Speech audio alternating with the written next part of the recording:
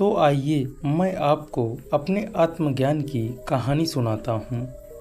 और यह अद्भुत बात है और अहम भी। ये पहली बार मैसूर में हो रहा है। यहीं मेरा जन्म हुआ था और यहीं मैं बड़ा हुआ। जहाँ हम हैं यहाँ से ज़्यादा दूर नहीं है। तो बचपन में एक बात थी जिसका मुझे एहसास हो गया था कि मैं बिल्कुल पूरी तरह अज्ञानी हूँ और ऐसा लगता है कि मेरे आसपास किसी को लगभग हर चीज़ पता है और यह मुझे कुछ भी नहीं पता था। तो क्योंकि मुझे कुछ नहीं पता था इसलिए मुझे हर चीज़ पर बहुत ज़्यादा ध्यान देना पड़ता था, क्योंकि ऐसा लगता था कि दूसरों को सब पता था और वो किसी भी चीज़ पर ध्यान दिए बिना खुशी से अपना जीवन बिता सकते थे। मेरी पूरी ध्यान देने की क्षमता ऐसी हो गई थी, अगर मैं एक पत्ती को भी देखूं तो मैं वहां बैठे बैठे उस पत्ती को घंटों घंटों देख सकता था। अगर मैं अपने बिस्तर पर बैठता तो अंधेरों को देखता रहता, पूरी रात ये कर सकता था।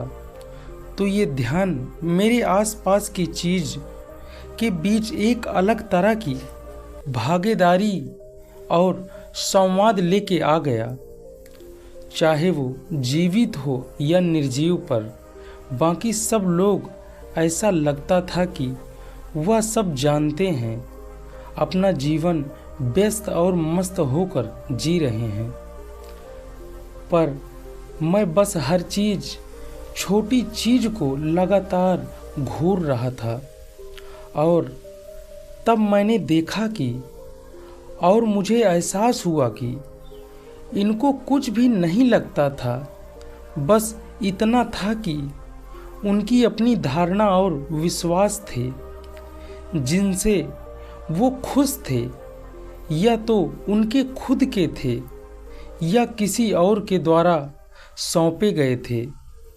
और वो न केवल जानते थे कि क्या है, बल्कि वो दूसरी दुनिया के बारे में जानते थे। ये भगवान और स्वर्ग के बारे में जानते थे। और यह मैं ये समझने के लिए जूझ रहा था कि ये सब क्या है। तो ये मुझे इतना दिलचस्प लगा कि मैं खुद को मैसूर के एक मुख्य मंदिर के बाहर लेकर जाने लगा, क्योंकि मैं वाकई देखना चाहता था कि भगवान से मिलने के बाद, भगवान से बात करने के बाद हम कैसे हो जाते हैं। तो मैं वहाँ खड़ा होकर मंदिर से बाहर निकलने वाले हर चेहरे को देखने लगा। आम तौर पर मुझे उनकी गपशप सुनने का मौका मिला। कभी कभी भारतीय मंदिरों में उनके जूते किसी और के साथ चलते बनते हैं। फिर मैं देखता हूँ कि लोग यहाँ सृष्टि और सृष्टिकर्ता को दोनों को कोस रहे होते हैं। मैंने हमेशा ये देखा कि रेस्टोरेंट से बाहर निकलने वालों के चेहरे और मंदिर से बाहर निकलने वालों के चेहरे, लोगों को किसमें ज़्यादा खुशी मिलती है।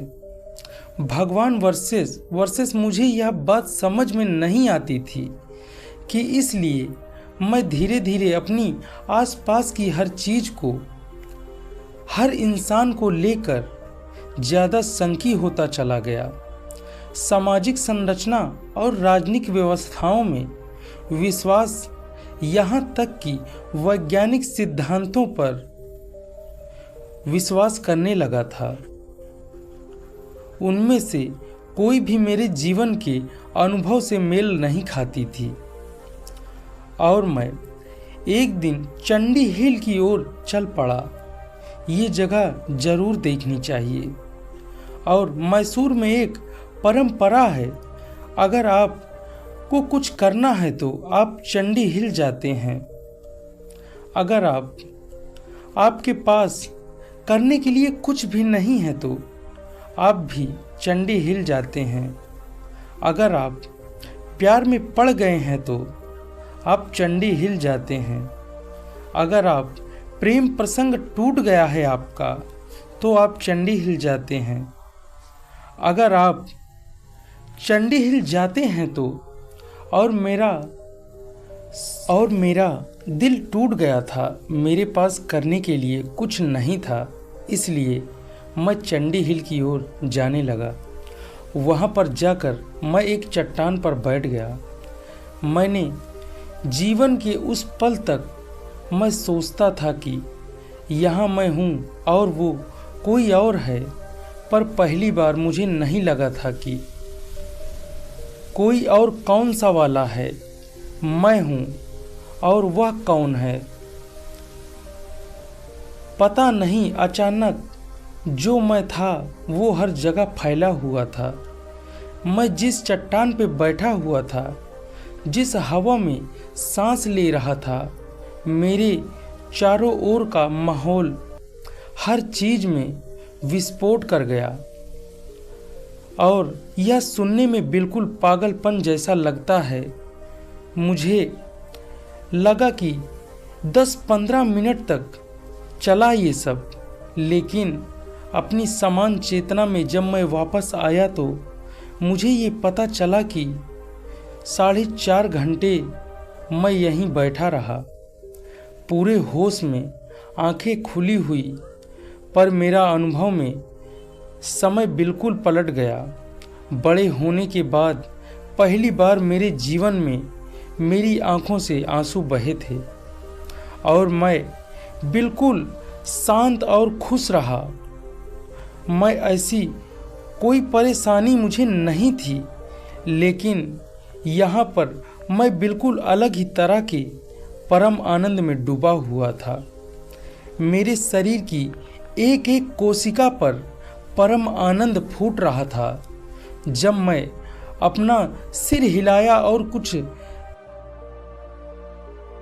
कुछ तार्किक जवाब ढूंढने के लिए कोशिश किया तो मेरे साथ क्या हो रहा है, तो यह मेरा बहुत ही स्मार्ट दिमाग बस यही कह पाया, शायद मैं पागल हो रहा हूँ। यह अनुभव गहराता चला गया और फिर ऐसा बार बार होने लगा। अगर मैं बस बैठता तो जो मेरे लिए अगर कुछ पल होते तो वो दूसरों के लिए कई घंटे होते थे। मुझे लगता था कि बस 1 मिनट ही हुआ है, दूसरों के लिए कई घंटे बीत जाते थे। एक खास दिन जब मैं एक जगह पर बैठा हुआ था, मैंने वाकई सोचा कि 25 से 30 मिनट हुए होंगे, लेकिन जब मैं अपनी समान चेतना में आया तो 13 दिन बीत चुके थे। मैं वहीं का वहीं बैठा हुआ था और भारत ऐसा देश है कि वहाँ पर भीड़ इकट्ठा हो गई और मेरे गले में फूल मालाएं भी थी और मेरे पैर छूने लगे थे। लोग जानना चाहते थे कि उनके बिजनेस का क्या होगा। कोई जानना चाहता था मेरी बेटी की शादी कब होगी, हमारे घर में खुशियाँ कब आएंगी। वो सारी चीज़ें जिनमें मुझे नफरत थी मेरे पास हो रही थी। मुझे अपने आसपास की भीड़ से बचने के लिए वहाँ से दूर जाना पड़ा। और जैसे जैसे ये अनुभव मेरे अंदर गहराता चला गया, मेरे साथ में हुई हर वो चीज़ जो मानता था कि मैं हूँ, अचानक मैं नहीं था। ये हमेशा मैं था, पर अचानक मैं पाया कि केवल भोजन का एक ढेर है जिसे मैंने खाया, जो मैंने इकट्ठा किया, जो मेरा हो सकता है कभी मैं नहीं हो सकता है। सब मेरे मन पर पड़ी छापों का एक बड़ा ढेर था और ये शरीर मन मेरा नहीं था, बल्कि ये मेरे थे। मेरे शरीर और मेरे मन के बीच दूरी पैदा हो गई थी। इसकी मदद से मेरे मन में एक अनुभव प्राप्त हुआ। अचानक समय और अनुभव के एक क्वेश्चन लागू नहीं हो पाया कि जो यहाँ हो रहा है वह भी भूत, वर्तमान और भविष्य आपस में मिल गए थे। ये एक भव्य उथल पुथल थी, पर यह बेहद खूबसूरत। तो मेरा शक्की मन समझ नहीं पा रहा था कि मैंने ये क्या किया। एक एक्सपेरिमेंट मैंने शुरू कर दिया और ये एक्सपेरिमेंट इतने अजीब थे कि इसको ना बताना ही बेहतर है। इसके नतीजे इतने अजीब थे कि ये जो परियों की कहानी जैसे थे, पर किसी को विश्वास नहीं होगा। पर जो बात थी मैं समझ चुका था कि ये पूरा ब्रह्मांड मानव केंद्र पर केंद्रित नहीं है और इंसान अपना अनुभव खुद बताते हैं कि ज़्यादातर लोग समझते हैं कि इनका अनुभव परिस्थितियों से तय होता है, जिसमें वो रह कर इंसान का स्वभाव 100% हमारे अंदर खुद ही बनाते हैं। और मुझे लगता है आजकल बहुत सारे वैज्ञानिक इसमें सहमत हैं। और ये एहसास होने के बाद कि अगर सभी अनुभव हमारे अंदर से आते हैं, अगर आपके अनुभव हैं, अगर आपके अनुभव का ध्यान ही और स्थान ही अंदर है, तो आप जीवन का कैसा अनुभव पाना चाहते हैं। मुझे यकीन का आप जीवन का सही अनुभव चाहेंगे। ये अनुभव सुखद है और जो भी कर रहे हो, आप अपने पड़ोसी के लिए क्या चाहते हो, बहस हो सकती है, लेकिन आप अपने लिए यही चाहोगे कि हम परम आनंद में रहें। जैसे ही मुझे यह एहसास हुआ कि मेरे अनुभव की जड़ें मेरे अंदर ही हैं, तो मैं चीज़ों को घूरने के बजाय आंखें बंद करके चलने लगा। यह मेरे जीवन में एक अहम परिवर्तन था कि घूरने से लेकर आंखें बंद करके बैठने की तरफ मैं ह्यूमन सिस्टम से इतना प्रभावित हुआ कि मैं अपनी आंखें खोलना ही नहीं चाहता था। कई दिन तक मैं आंखें बंद करके हर चीज़ को देखना चाहता था।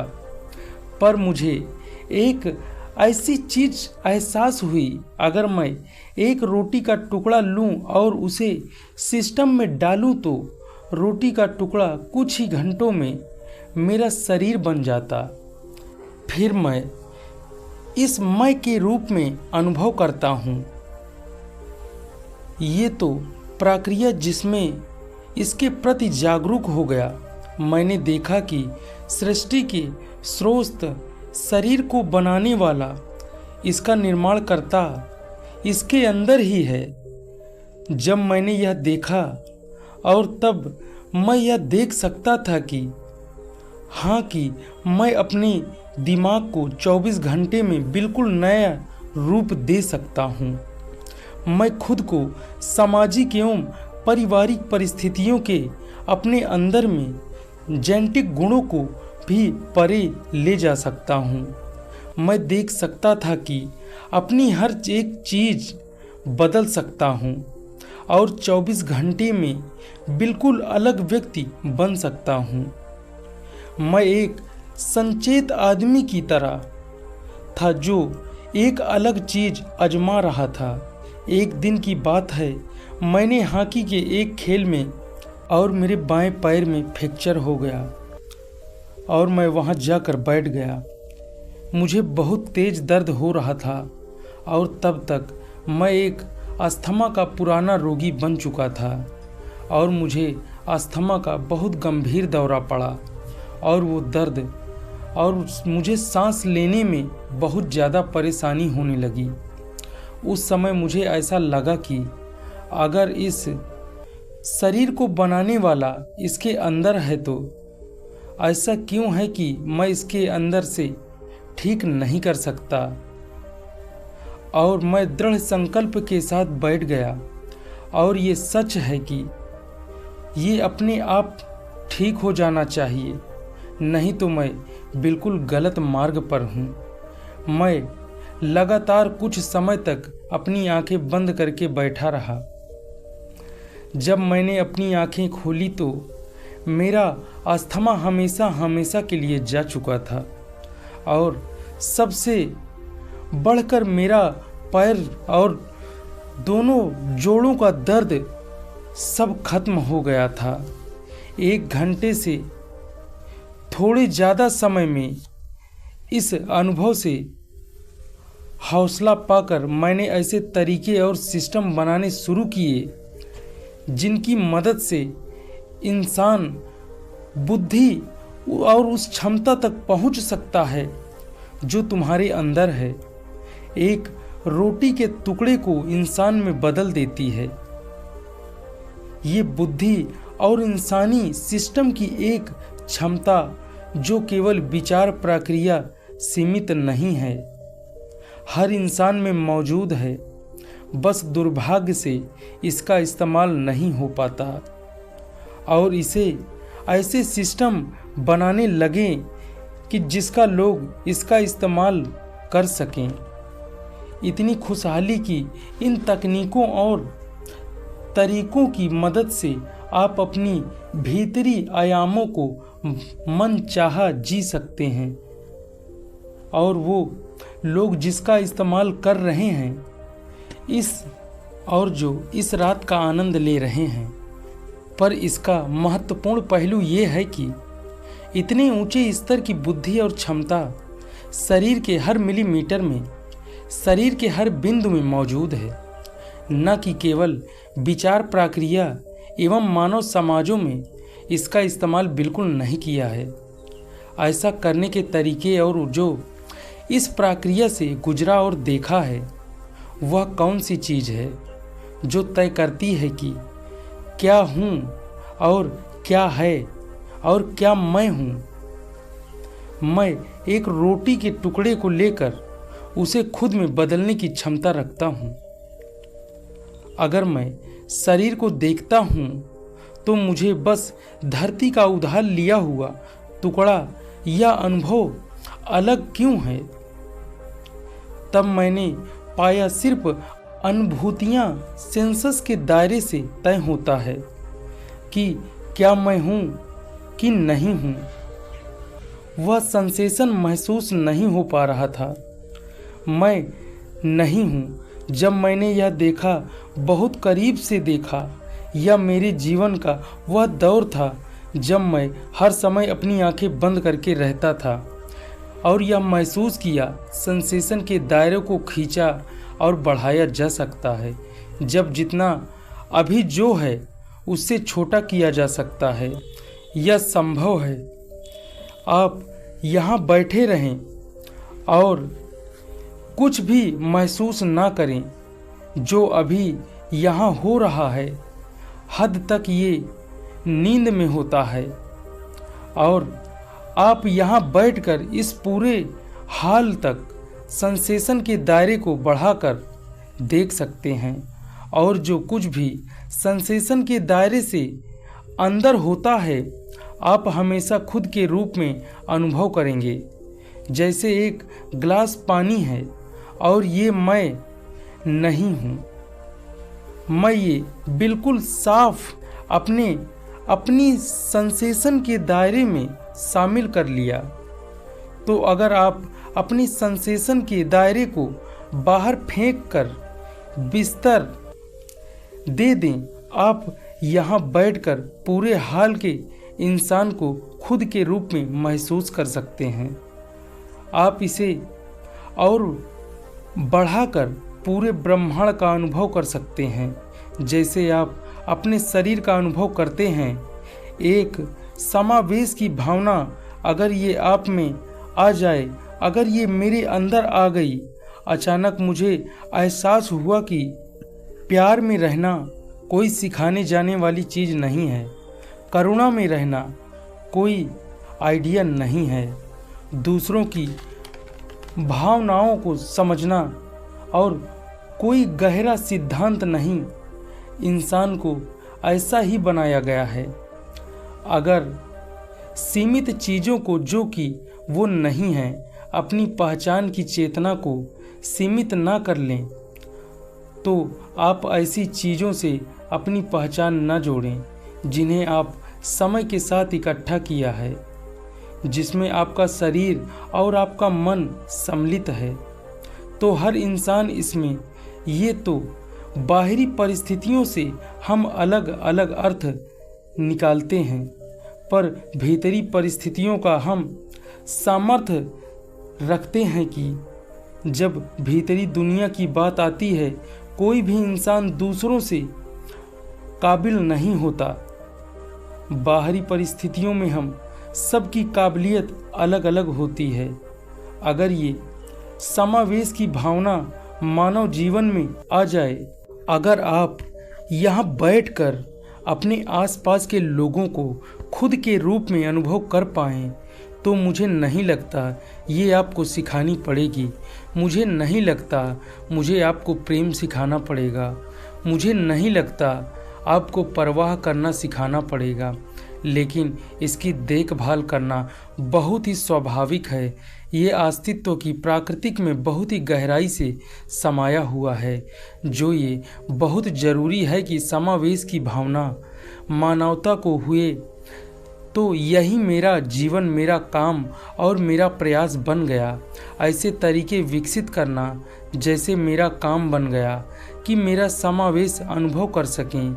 अगर यानी जिनके पास पावर है, दुनिया में कई तरह की जिम्मेदारियां हैं, तो वह निश्चित रूप से उस चीज़ का समाधान ढूंढ सकते हैं, क्योंकि आज लोगों की एक पीढ़ी के रूप में यह बहुत महत्वपूर्ण है, क्योंकि पहली बार इस धरती पर हम हर इंसानी समस्या को सुलझाने के लिए सक्षम हैं। पोषण, अस्त्र, शिक्षा, पर्यावरण, चाहे जो कहें, हम सबको बदलने में सक्षम हैं। पहली बार हमारे आसपास जरूरी संसाधन, क्षमता, तकनीकें, पर बस हम इसे करेंगे। इस बात से तय होगा कि जीवन का अनुभव कितना भी समावेशी है। अगर आप यहाँ खड़े होकर इस धरती को खुद के रूप में अनुभव करें, तो मुझे नहीं लगता कि आपको यह बताना पड़ेगा। इसका ख्याल रखें, हर इंसान अपनी पूरी क्षमता से करेगा। अपने जीवन में हम वो नहीं करते, हम नहीं कर सकते तो कोई समस्या नहीं। जो हम कर सकते हैं वो मेरी आशा और मेरा काम बस ये देखना है कि हमारी पीढ़ी के लोग, हम नहीं कर सकते तो कोई समस्या नहीं है। अगर हम वो नहीं करते जो हम कर सकते हैं, मेरी आशा और मेरा काम बस ये है और ये देखना है कि हमारी पीढ़ी के लोग ट्रेजिडी न बने। हम जो कर सकते हैं हम ज़रूर करें, और इस वक्त जो कर सकते हैं वो 100 साल पहले की क्षमताओं की तुलना में बहुत ही ज़बरदस्त अलग है, और बहुत ज़बरदस्त रूप से अलग है। वह एक समावेशी चेतना और समावेशी अनुभव, अगर हम इसे लीडरशिप में लोगों में लेकर आते हैं, तो सिर्फ तभी हम ऐसे समाधान खोज पाएंगे जो सभी के लिए मायने रखेंगे। नहीं तो बस हम यही करते रहेंगे। समाधान के नाम पर हम हद से ज़्यादा समस्याएं खड़ी करते रहेंगे। अगर हम सच में ऐसे समाधान चाहते हैं तो सभी के लिए मायने रखें, तो मानवता को पूर्ण समावेश का अनुभव होना चाहिए, और यह संभव है। बहुत बहुत धन्यवाद। अगर आप हमारे चैनल पर नए हैं तो चैनल को सब्सक्राइब करें, जिससे हमारी नई वीडियो की जानकारी आपको मिलती रहे। धन्यवाद।